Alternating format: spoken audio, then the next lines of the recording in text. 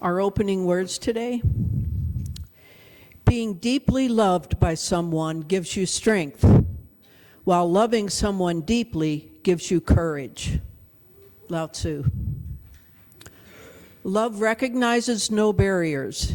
It jumps hurdles, leaps fences, penetrates walls to arrive at its destination full of hope. Maya Angelou. Lots of people want to ride with you in the limo, but what you want is someone who will take the bus with you when the limo breaks down. Oprah Winfrey. The love we give away is the love we keep. Albert Hubbard. We are told that people stay in love because of chemistry, or because they remain intrigued with each other, because of many kindnesses, because of luck, but part of it has got to be forgiveness and gratefulness. Ellen Goodman. Love cures people, both the ones who give it and the ones who receives it. Carl Menninger. Love is the only force capable of transforming an enemy into a friend. Martin Luther King Jr. and Gandhi. Nobody has ever measured, not even poets, how much the heart can hold. Zelda Fitzgerald.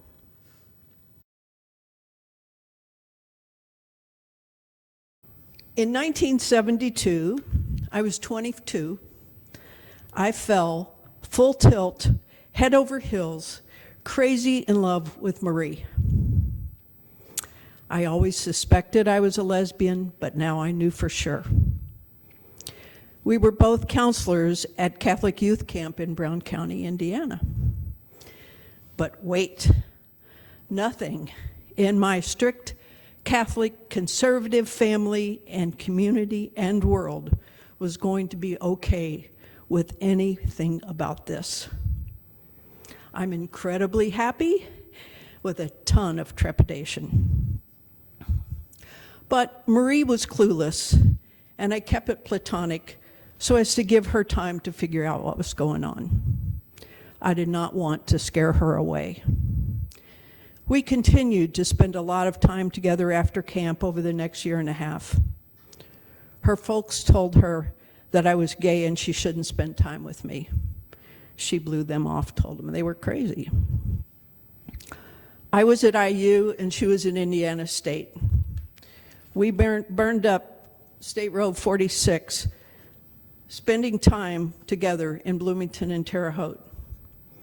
Until one day she said she was confused and didn't want to see me again. I was devastated. I had had many experiences that reminded me that the world was not safe for gay people. So I decided to be straight. I married a kind, smart, hardworking man who I knew had been pursuing me for a while. It was mostly nice, but nothing like being with Marie. Jonathan and I had 2 kids, and I learned about a different kind of love. But that's a tale for a different reflection. Today we are talking about Eros love. Life went on. Marie indeed figured out she was a lesbian and moved to San Francisco. And I could no more be straight than a straight person can decide to be gay. After 10 years, Jonathan and I split, but we remained dear to each other. 50 years go by, and one day Marie calls.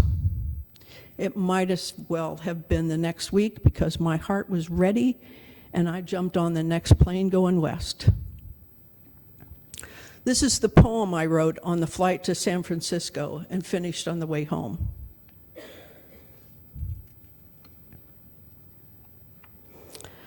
Her name comes up on my cell phone and I can't wait to answer. Spanning decades of time and space, I love her so. But who is she now? She was fun and kind and bubbly bright and smart and wise and caring. What has 50 years done to her? To me? What was I thinking? Will we have anything in common? Will I like her? Will she find me old and Midwest boring? What was I thinking? I find her. She is steeped in a brew of kindness and caring like an oaken barrel of love, bringing out the notes of humor and sweetness. All these years later, I was right. She did hang the moon. I'll never understand how love happens and perseveres, but it certainly does.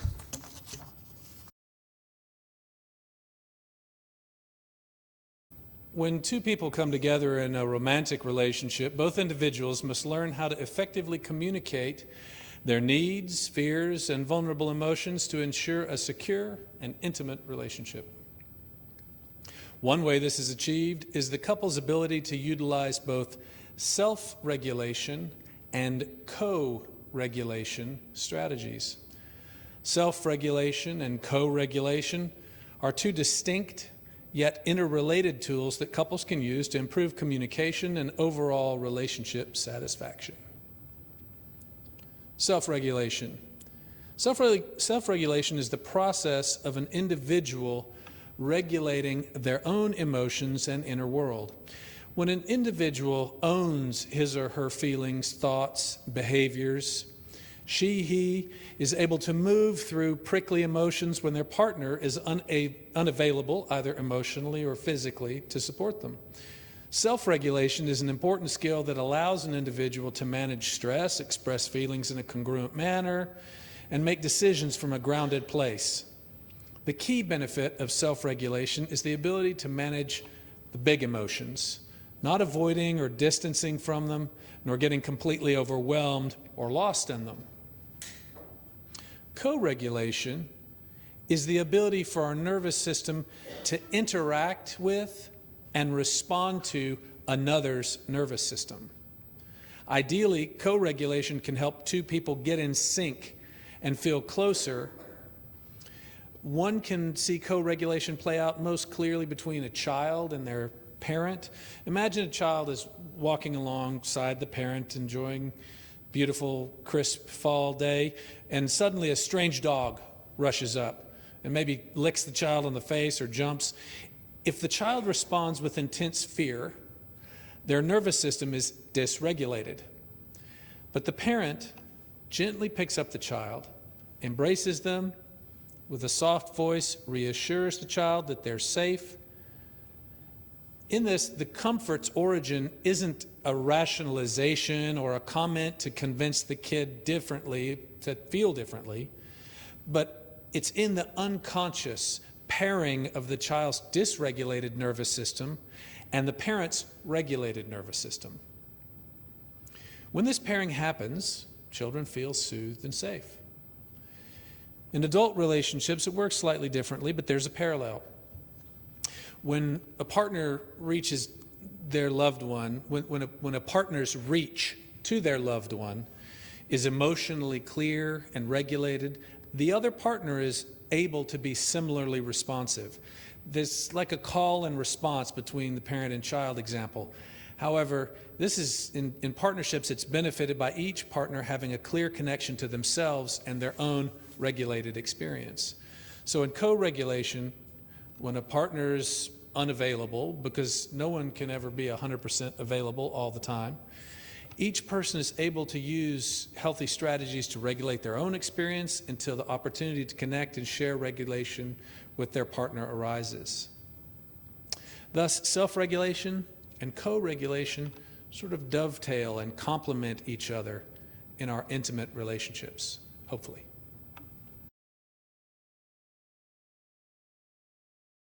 So once again, good morning, everybody. Yes. Yesterday was Valentine's Day. So just out of curiosity, you don't have to raise your hand if you don't want to, but just out of curiosity, if you would, by a show of hands, how many people celebrated this holiday yesterday? All right. Yeah. And now, if you're willing, can I see how many folks either didn't or don't celebrate this holiday on purpose? Okay. All right. So we're a mixed bag as usual. We've got a wide variety. Some celebrate, some don't. Some are somewhere in between. This is pretty typical for UUs, All right? For me, it varies. My partner and I usually give some little chocolatey gift. Sometimes we go out for a bite to eat. Sometimes I pick out a new song that I know she hasn't heard yet that reminds me of her, and I'll send that to her. Sometimes we listen to it together. We hold Valentine's Day loosely. It's not a big deal, but we usually do a little something. And so when I saw I was going to be preaching on the 15th, I knew that I wanted to use Valentine's Day as a springboard into a sermon on love relationships. Now, when I mentioned this idea to folks, some said to me, well, yeah, you don't have to preach about romantic love, though. Like, you could talk about capital L love, like love of humanity or love and grace of a higher power or a higher calling or something like that. They kind of look at me like, you're not thinking about preaching about love, are you? Like love, sure, but love? And I replied, no, I'm planning on talking about love. Like romantic love, like where, love where there's kissing, the kind of love that makes us thrilled in the loins, Hold on just a second. I got a bucket list item number 145 said thrilled in the loins from the pulpit. Check. So anyway, when I said that I planned to discuss eros, romance, rather than agape, universal love, I got a few nervous glances. I got some, okay, intern, good luck. We'll pray for you as you naively wander into the swirling, burbling, barracuda-infested topic of romantic love. So wish me luck, everybody. Pray for me, please. Before we dive into this arena of eros, I want to set the stage by reading some romantic poetry. Are y'all up for that? Just 3 quick poems. Is everybody cool with that? So the first of 3 love poems is Sonnet number 17 by Pablo Neruda. I do not love you as if you were salt rose or topaz or an arrow of carnations that spreads fire. I love you as certain dark things are to be loved in secret between the shadow and the soul.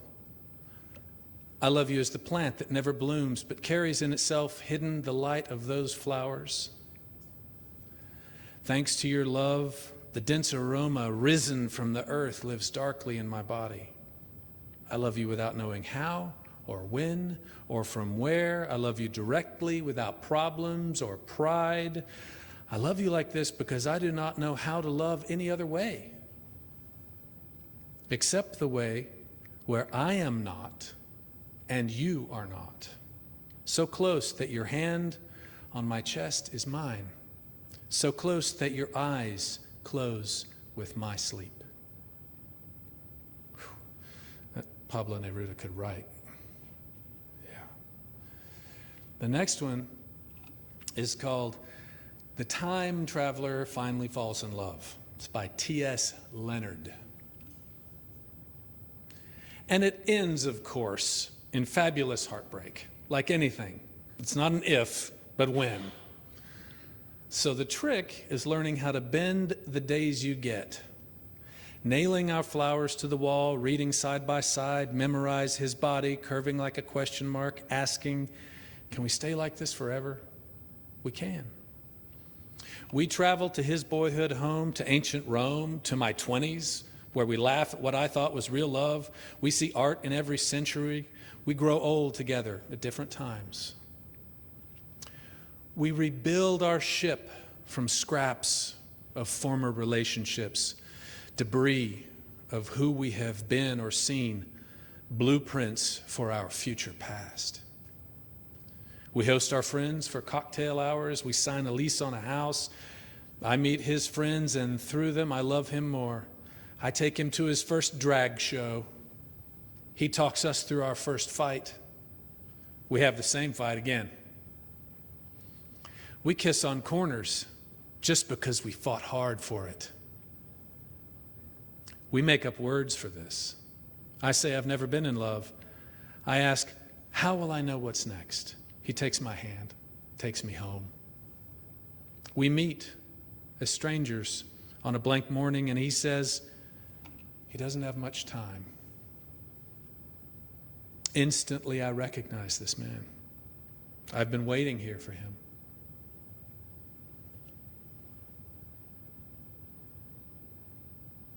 The last one is called After Love by Maxine Cummin. Afterward, the compromise. Bodies resume their boundaries. These legs, for instance, mine. Your arms take you back in.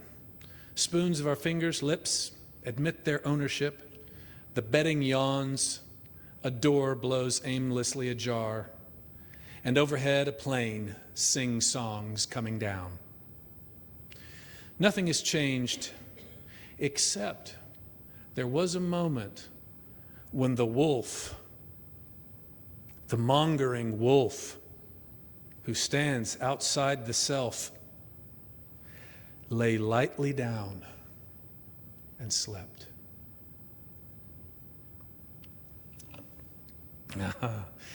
Romance, eros, the realm of the poets. What a deliciousness. What a delight, how rich and sweet and fun and intimate and risky and sometimes excruciating and full of failure and struggle and sometimes heartbreak. And sometimes we give everything up for romantic love. We can give up our sense of identity, our sense of personal power. Sometimes we can get pretty crazy around the topic. Anybody ever find themselves in a crazy relationship? Maybe one where you showed up in a way that was a little less healthy than you wanted to be? I never did that. There are even times when romantic relationships turn truly toxic, dangerous. Sadly, I'm sure some of us have experienced that. There are some troubled people in the world, and some of us might have found ourselves harmed by them. Thereafter, learning to trust emotional and physical intimacy can be really difficult. Sometimes after such experiences, we might even need some therapeutic help to find ourselves again, support of a community. So good, bad, somewhere in between, none of this is unusual. Many of us have been in relationships that were great, and sometimes we found ourselves in situations that were more about people acting out unresolved baggage than they were about mutuality, co-regulation, generosity, support, care. And I don't want to paint a false binary here, like the only choice we have is this super healthy, perfect relationship or the nuclear disaster. Hollywood often paints it like this. People fall in love with the wrong person in that movie, it's terrible, then the right person shows up and everything is a blissy love fest. How many times have we seen that garbage script? It's everywhere. Cartoons indoctrinate us into that program from the time we're little kids. But it sells tickets, right? Everybody wants the oversimplified happily ever after version. Who wants to see the movie about the imperfect relationship that's full of mistakes and doubts, sometimes interspersed with fleeting moments of love and joy, but is mostly about the day-to-day effort of ambling down the road with someone we know too well to be surprised by anymore? I would watch that show. But I think it would be a box office dog. And of course, nowadays, we're commodifying the whole falling in love process, which for some of us Gen Xers, and I'm sure older generations, it seems a little weird. In the dating app era, it seems that gone are the days of seeing someone at the coffee shop, trying not to stare, having to work up the nerve to take those first super self-conscious dork steps across the room. Feels like all eyes are on us, all eyes on that nauseatingly slow-mo approach to the other, hoping that that amazing person doesn't reject us. Now we can just, swipe right, swipe left. And again, I don't mean to sound like them darn kids don't know what the how to blah, blah, blah, blah, But from the outside, It seems like we're allowing the digital world to stand in as some kind of sort of strange intimacy broker, rather than learning how to regulate ourselves, how to regulate our strengths and fears. We seem to be outsourcing that whole problem to the algorithm. And again, there's no binary here. There's no judgment. People fall in love through dating apps all the time. As shy as I can be around getting to know new people, if I were single again, I'd probably want to spare myself those first dorky steps by making use of a dating platform. I'm not above the idea, but I do wrestle with the fear that we might be losing an important aspect of our humanness when we try to delete the uncomfortable pieces of our experience.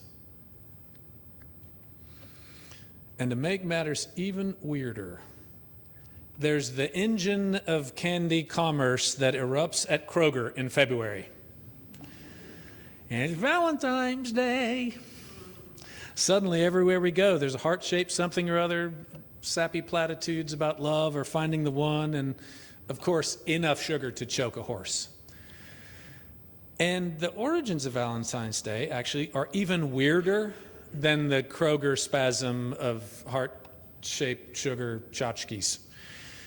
According to the interwebs, Valentine's Day is actually a blend of several ancient rituals: Roman rituals, Christian martyrdom, and medieval literature.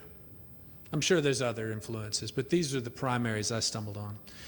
The holiday is now a multi-billion-dollar, of course, celebration of love. Its roots are complex. There is first the ancient Roman Lupercalia. This was a pagan fertility festival held from February 13th to the 15th, and the rites included sacrificing goats and dogs. The priests, the Luperci, would then use strips of the animal hides to gently slap women and crop fields, a practice believed to promote fertility.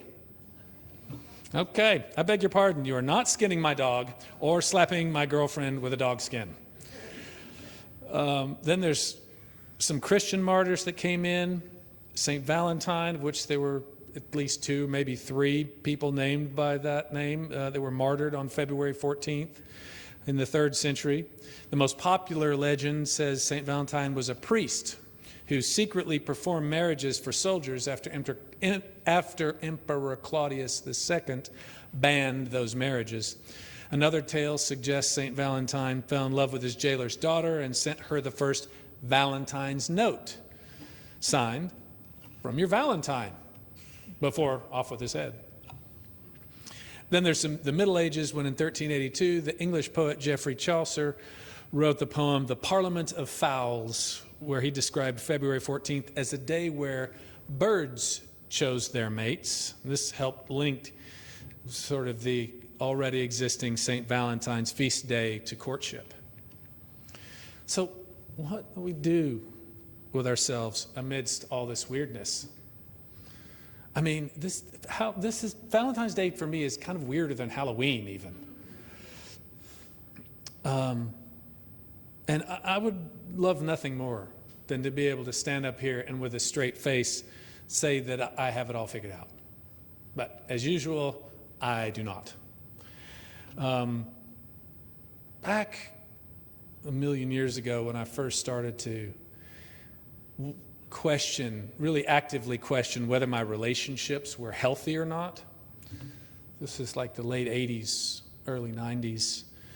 It was in vogue then to see the healthy relationship as consisting of 2 separate, well-boundaried individuals who didn't really need things from one another.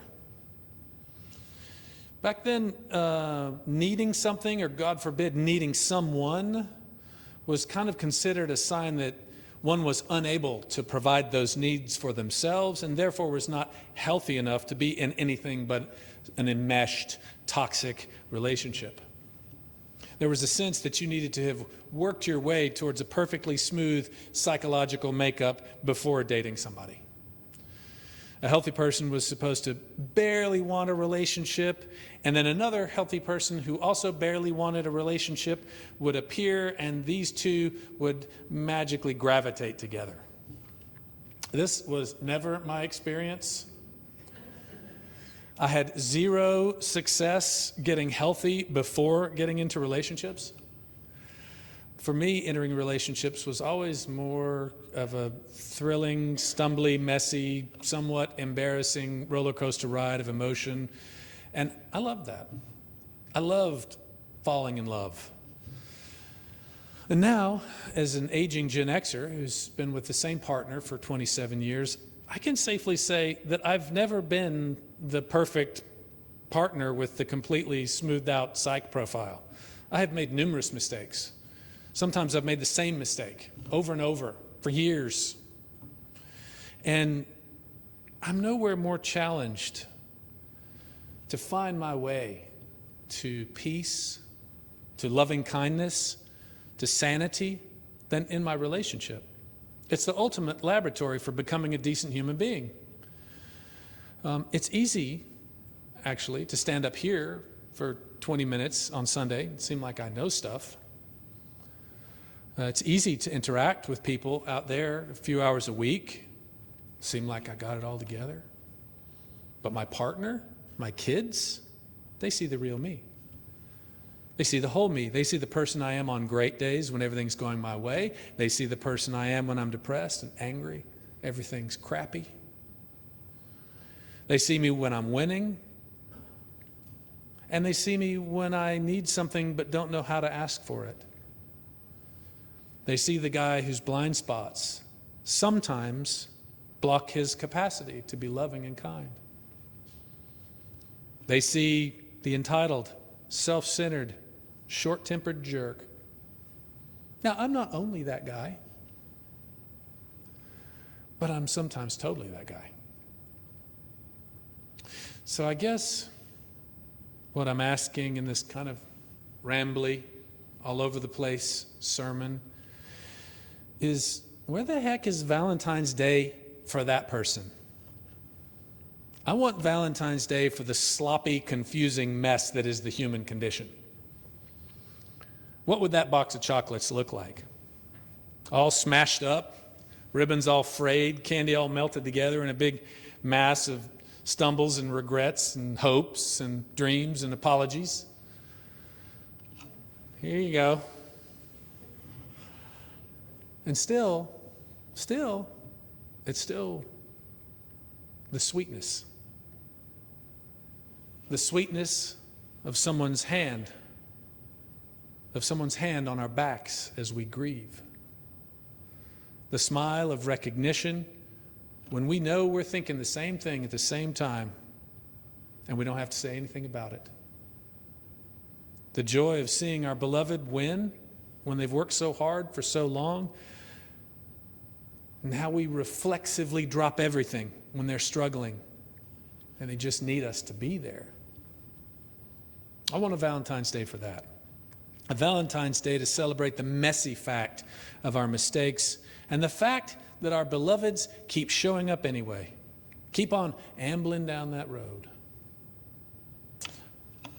Maybe we should start a campaign for rebranding Valentine's Day.